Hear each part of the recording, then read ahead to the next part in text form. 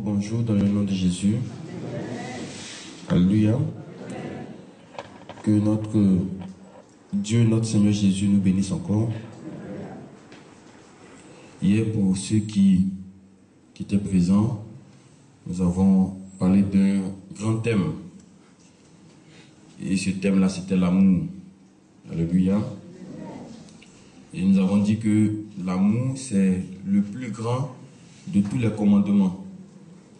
Parce que c'est le premier commandement que Dieu nous donne. Et sans amour, tu ne peux pas même chercher à faire ce que Dieu aime. Sans amour, tu ne peux pas respecter même ton frère. Vous voyez? Et tout ce que nous faisons aujourd'hui doit être soutenu par l'amour de Dieu. Et on a aussi compris qu'avec l'amour, nous sommes plus forts que nos ennemis. Avec l'amour, nos péchés sont cachés. Parce que la Bible nous a dit que l'amour couvre une multitude de péchés. Alléluia. Et pour ceux qui ont noté, je pense que certainement ça vous fera du bien un jour.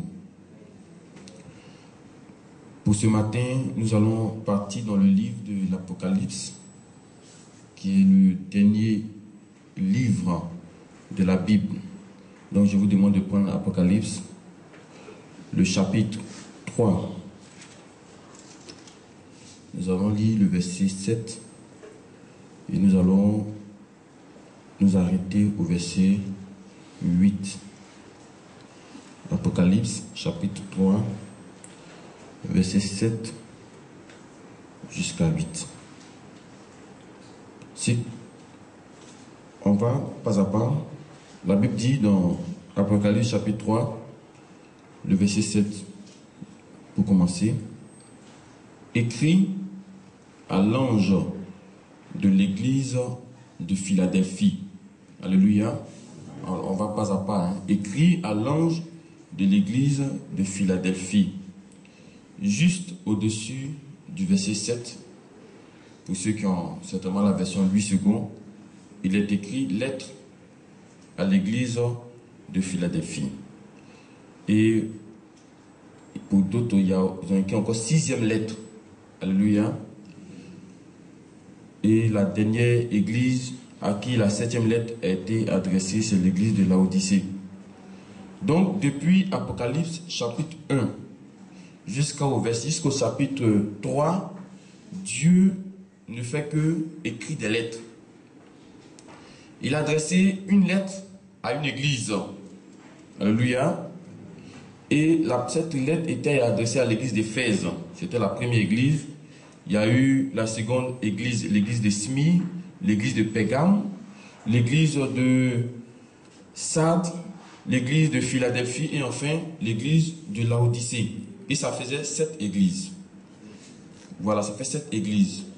Et la révélation que je vais donner à ceux qui n'ont pas encore l'information, c'est que une église correspond à une époque.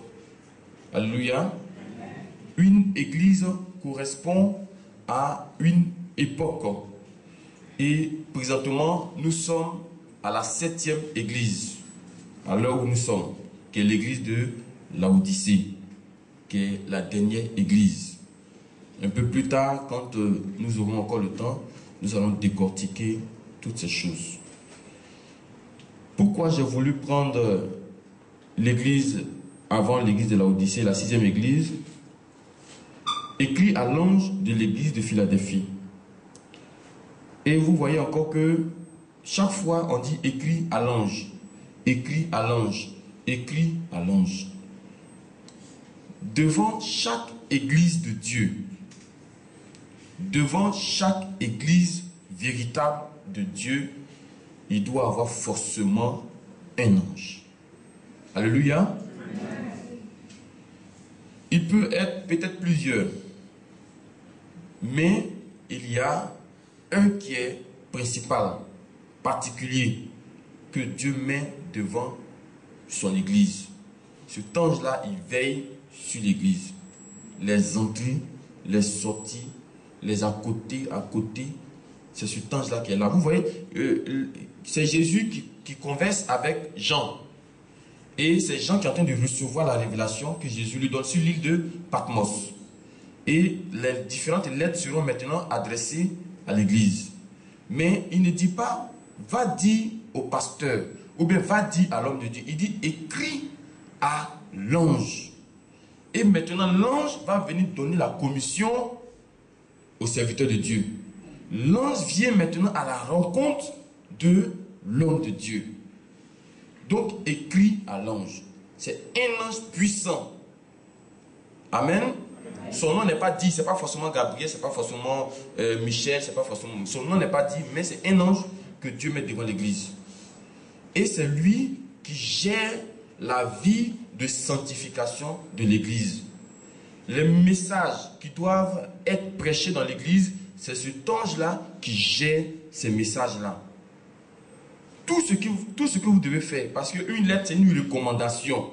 Donc, de la manière que l'église doit marcher, de la manière que l'église doit procéder, de la manière que l'église doit fonctionner, le message vient de Dieu, donné à cet ange, et cet ange-là maintenant vient vous donner.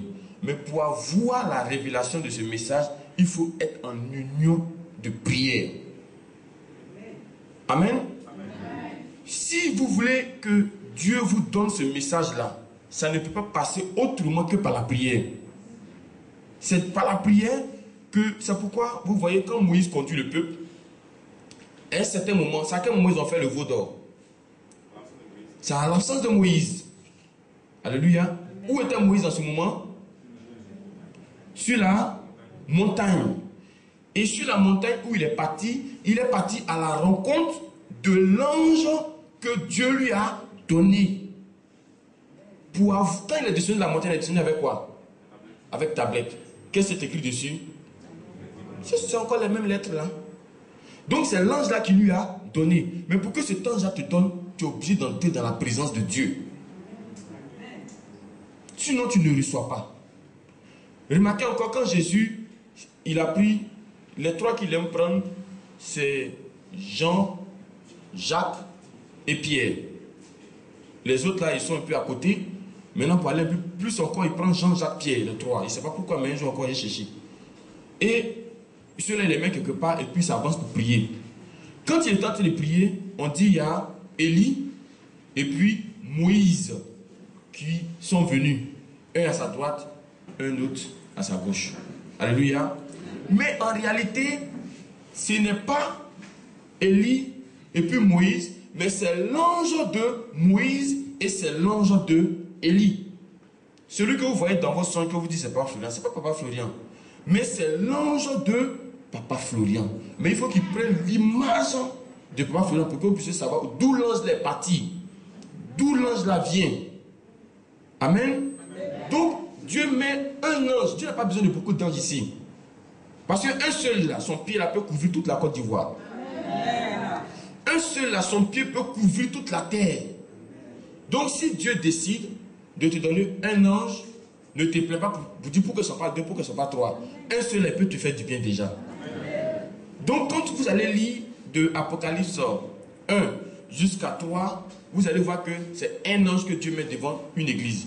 Un ange, un ange, un ange. Et quand tu dois donner le message, il donne le message à l'ange. Maintenant, celui qui a la tête doit avoir cette communion avec Dieu là, pour pouvoir de temps en temps avoir le dernier message que Dieu vient de donner à l'ange. Gloire à Dieu. Et la Bible aussi dit que l'ange de l'Éternel campe autour d'eux. Est-ce que le message que Dieu a donné à l'ange hier là, tu es au courant aujourd'hui? C'est la cause pour laquelle il faut prier. Vous partez prier pour demander des voitures à Dieu. Alors que Dieu met un ange à côté de toi, à qui il donne un message pour toi. Maintenant, toi, au lieu de dire à l'ange, quel est le message que Dieu t'a donné pour moi? Tu donnes à l'ange, mais Dieu, tu ne veux pas courir un peu, prendre un peu d'argent pour m'envoyer?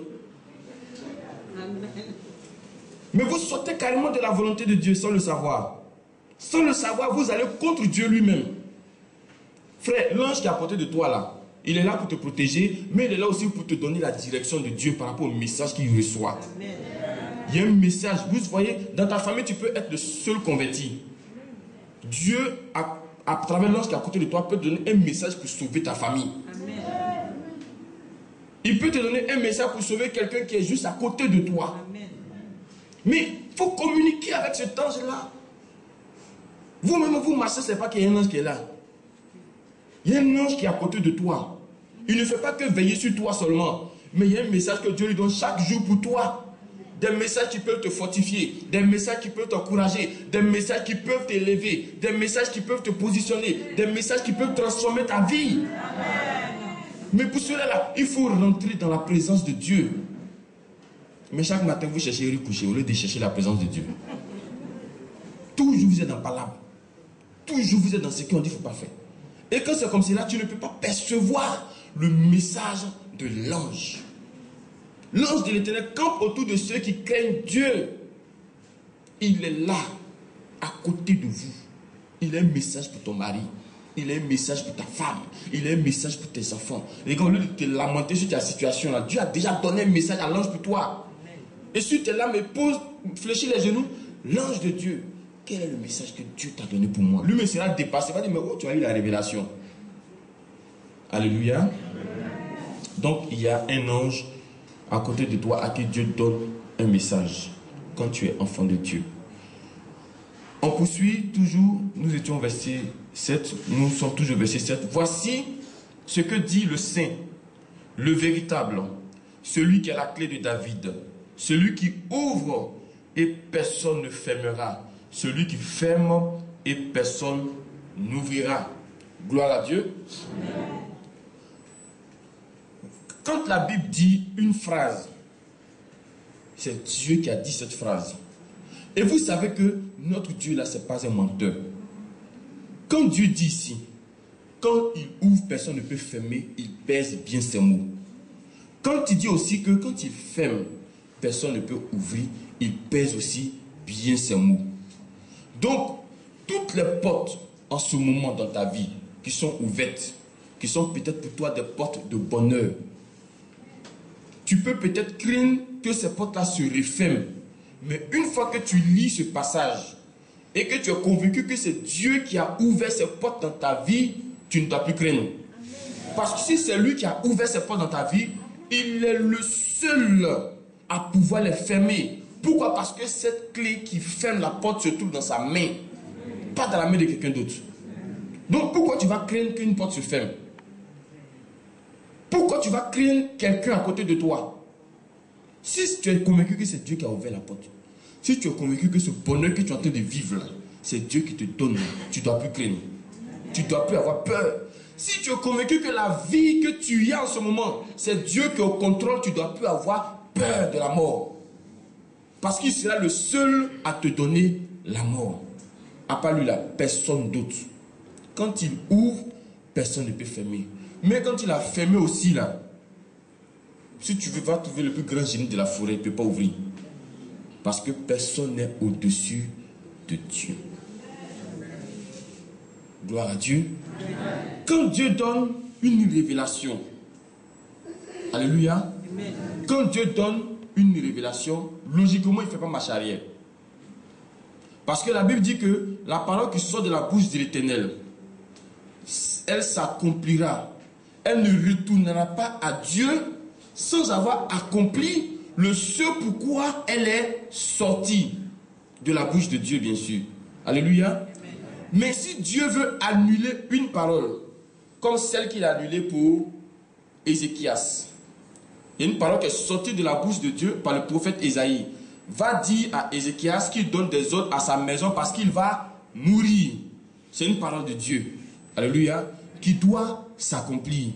Mais pour que cette parole soit, on l'annule, il faut qu'une autre révélation sorte encore de la même bouche de Dieu. Pas de la bouche d'une autre personne, mais de la même bouche de Dieu pour venir annuler la parole qui avait été prononcée. Donc, quand Dieu ouvre, il est le seul à pouvoir fermer. Quand il ferme, il est aussi le seul à pouvoir ouvrir. D'accord? Donc, à partir de cet instant, n'aie plus peur. Si tu crois que ta vie est dans la main de Dieu, marche avec assurance. Amen. Marche dans la foi. Amen. La foi, c'est une ferme assurance. C'est-à-dire que tu as déjà l'assurance, mais cette assurance, elle est devenue ferme, béton, dur. On ne peut plus enlever. Gloire à Dieu. C'est pourquoi j'aime un peu les Arabes. Eux là, ils sont quand ils sont convaincus de quelque chose, tu ne peux pas enlever ça dans les yeux. Ils sont convaincus jusqu'à leur dernier sang. Il n'y a pas d'à peu près. Pour eux, la 1 plus 1, c'est égal à 2. Il n'y a pas d'à peu machin. Non. Quand ils ont décidé de faire quelque chose, ils vont jusqu'au bout. Soyons aussi des personnes de décision. Amen. Et au verset 8, il dit encore, je connais tes œuvres. Jésus qui parle à son église. Je connais tes œuvres et j'estime aussi qu'il connaît les œuvres de chacun de nous ce matin. Amen. Voici, parce que tu as peu de puissance. Alléluia. Amen. Voici l'église. Logiquement, une église doit avoir une force, doit avoir une puissance. Parce que dès que tu entres dans la maison de Dieu, tu viens de déclarer la guerre au monde des ténèbres. Amen. Si tu es dans les maquis, il n'y a pas de problème. Si tu es dans les boîtes de nuit, il n'y a pas de problème. Si tu es où tu veux, l'autre côté, il n'y a pas de problème. Mais si le jour tu t'es trompé, entre griffes, tu dis je m'en vais dans la maison de Dieu. Ah, faut bien te préparer dans la maison de Dieu, tu es venu là. Il faut prendre vraiment ce que tu es venu chercher avant de sortir. Sinon, si tu as récupéré là-bas, il va rattraper les 2 heures que tu as passées dans la maison de Dieu là. Amen. Donc quand tu rentres dans la maison de Dieu, vraiment avant de sortir, il faut dire Seigneur, je suis venu là, il ne peut plus faire marche arrière, il faut me prendre moi-même. Amen. Et là, Jésus prend ta vie et cache ta vie en lui. Amen. De sorte à ce que quand tu vas sortir, l'ennemi ne puisse plus avoir accès à ta vie. Amen. Et pour que l'ennemi n'ait plus accès à ta vie, tu as besoin d'une puissance. La foi chrétienne a 2 dimensions. La première dimension, c'est la parole. Alléluia.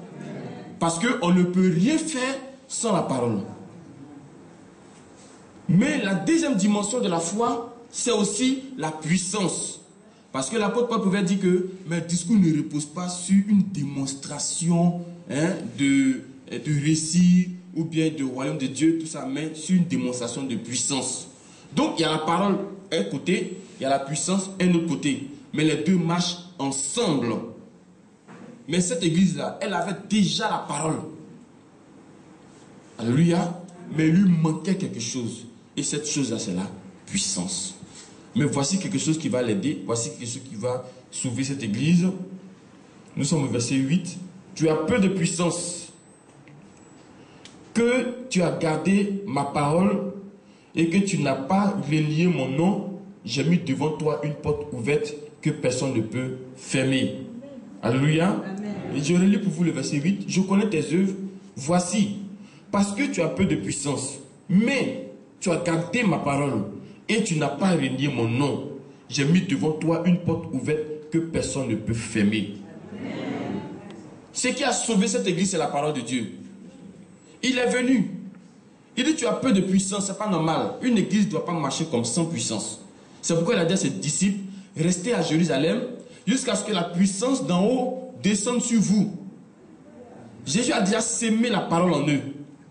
Ils savent ce qu'ils doivent prêcher. Ils savent ce qu'ils doivent annoncer.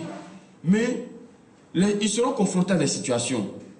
Et s'il n'y a pas de puissance de Dieu, pour qu'il y ait des démonstrations authentiques, les gens ne vont pas le croire. Donc Jésus a dit, comme c'est cela, restez à Jérusalem jusqu'à ce que la puissance d'en haut descende sur vous. Mais cette église-là, la puissance d'en haut n'était pas encore descendue sur elle. Mais elle avait quand même gardé la parole de Dieu. Elle n'a pas renié le nom de Jésus. Jésus dit, puisque tu as gardé ces deux choses-là, j'ouvre maintenant devant toi une porte que personne ne pourra fermer. C'est pourquoi je voudrais dire à quelqu'un ce matin que si tu es connecté à la parole de Dieu, la puissance de Dieu va te suivre. Amen. Si tu es connecté à la parole de Dieu, la puissance de Dieu va descendre aussi sur toi. Amen. Sois connecté à la parole de Dieu. Si tu ne veux pas te connecter à la parole de Dieu, tu n'auras pas de puissance. Amen. Parce que tu peux avoir cette puissance et mal l'utiliser. C'est comme quelqu'un à qui on donne une machette bien tranchante, à double tranchant, mais si vous voulez, et puis on le jette sur un champ. Mais quelqu'un qui n'a jamais fait le village, qui n'a jamais fait la brousse, comment il va s'occuper de ce champ-là? Donc, c'est vrai qu'il a une bonne machette, Mais il faut quelqu'un pour lui dire, voici comment ça baisse, voici comment on attrape, voici comment on tourne, voici comment on ramasse. Alléluia. Et donc c'est la parole de Dieu qui va te montrer comment tu peux utiliser cette puissance que tu as reçue. Sinon, il y a des gens qui sont au milieu de nous qui ont déjà la puissance, mais qui ne savent pas comment l'utiliser. Quand Dieu te donne un don, là, c'est une puissance. Mais tu ne sais pas comment l'utiliser parce que tu n'as pas la parole de Dieu. Si la parole de Dieu en toi, c'est elle qui te dicte comment ton lundi doit être, comment ton mardi doit être, comment ton mercredi doit être. C'est elle qui te dicte ton mode de vie, où tu dois partir la journée, où tu ne dois pas partir. Ça fait, c'est une inspiration interne que tu reçois. Tu es inspiré de faire quelque chose. L'émotion, là, ce n'est plus toi, mais c'est Dieu même qui met ça en toi maintenant. C'est pourquoi vous avez besoin de la parole de Dieu.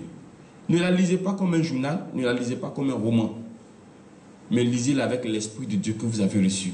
Parce que c'est le Saint-Esprit qui peut vous expliquer cette parole. La parole n'est pas l'interprétation d'un homme, c'est l'interprétation du Saint-Esprit. Alléluia. Donc retenez pour ce matin que une église de Dieu a forcément un ange à qui Dieu donne le message. Et l'ange vient transmettre le message à son église, à l'église de Dieu. Mais pour que ce message soit perçu, il faut que la vie de prière de l'église soit totale. Sinon le message n'est pas perçu. Vous aussi, la Bible dit que l'ange de Dieu campe autour de vous. Donc il y a un message que Dieu laisse à cet ange qui est à côté de toi. Et ce message que Dieu donne à cet ange peut t'aider, peut te fortifier, ça peut même essuyer tes larmes, ça peut enlever le découragement en toi. Mais pour cela, là, il faut que tu sois connecté à cet ange-là par la prière. Amen. Parlez à Dieu comme de la manière que vous pouvez parler à un homme, mais mettez du sérieux là-dedans. Ne parlez pas à Dieu comme un être mystérieux, quelqu'un qui est... Non, non. Parlez à Dieu librement. Amen. Ne vous compliquez pas la tâche quand vous parlez à Dieu. Il dit quand vous lui parlez, ne multipliez pas de vaines paroles comme le font les scribes, les sadduciens. Tu te mets dans ta chambre, mon Seigneur, tu vois, bon, voici, il y a eu un souci. Mais vous, avant de parler, vous voulez forcément trembler d'abord. Qu'est-ce que tu veux trembler? Non. Seigneur, tu vois, bon, j'ai eu un souci vers les 8 heures. Bon, je sais que tu es au courant déjà, mais il faut que je t'explique. Et vraiment, c'était un peu bizarre. Bon, je voudrais que tu règles la situation. Et ça, c'est compliqué. Il y a des gens qui disent, ça va prier. Tu sais demander manger, mais tu ne sais pas prier. C'est la même chose là. C'est causer avec Dieu. Adam, vous avez des parents, vous avez une fois demandé à vos parents. Voilà. C'est ce qui ne va pas là. C'est ce que tu dis. Bon, Seigneur, tu vois, il y a mon enfant qui est malade. Bon, vraiment, on a essayé certaines choses, mais ça ne marche pas. Dis-nous, qu'est-ce qu'il faut faire pour la suite? C'est simple. Alléluia. Voilà, il y a un ange qui est à côté de toi. Bon, ange qui est à côté de moi. Dieu ne m'a pas encore révélé ton nom, mais il sait que tu es là. Bon, vraiment, ici, dans une situation un peu coincée, il faut que tu me dises la pensée de Dieu pour cette situation. Qu'est-ce que je dois faire? Comment je dois me conduire? Comment je dois me comporter? Et puis, je laisse la journée continuer. Dieu va te donner un message dans ton cœur. Il y a d'autres qui entendent le message de Dieu audiblement. Jamais tu entends ma voix. Il y a d'autres aussi qui entendent ça comme une parole forte dans le cœur. Une pression, ça presse ton cœur. Vous voyez? Il y a d'autres aussi qui ont d'abord besoin d'avoir les oreilles qui chauffent comme un signalement pour te dire qu'il y a un message qui veut descendre. Alléluia. Amen. Donc chacun aura sa source d'inspiration. Dieu va trouver un moyen par lequel il peut te parler facilement. Un moyen par lequel tu reconnais aussi facilement sa voix. Samuel ne reconnaissait pas la voix de Dieu. Dieu est venu une fois, Samuel. Il va chez Élie. Oui, tu m'as appelé mon père. Et non, je ne t'ai pas appelé. Il va encore. Deuxième fois, Samuel. Oui, Élie, tu m'as appelé. Il dit, je ne t'ai pas appelé.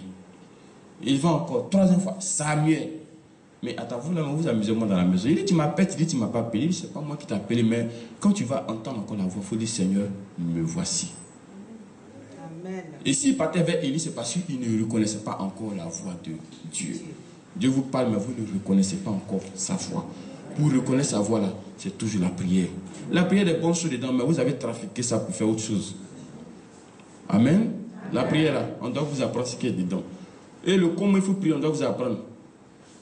Ce n'est plus le Matthieu 6, verset 33, notre Père qui est dessus. Le comment il faut prier là, on doit te dire ce qu'il faut arrêter de demander dans ta prière à Dieu. Et ce qu'il faut continuer à demander à Dieu. Amen. Alléluia. Amen. Et tu as un ange, cause avec cet ange. À côté de cela, Dieu connaît les œuvres de chacun de nous.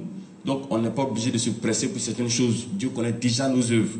Et en dernière position, Dieu dit allant à l'église, tu as peu de puissance. Mais comme tu as gardé ma parole et que tu n'as pas renié mon nom, j'ouvre devant toi une parole.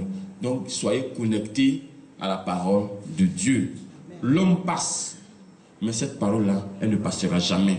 Elle a trouvé génération sur génération jusqu'à ce que Jésus lui-même revienne. Gloire à Dieu.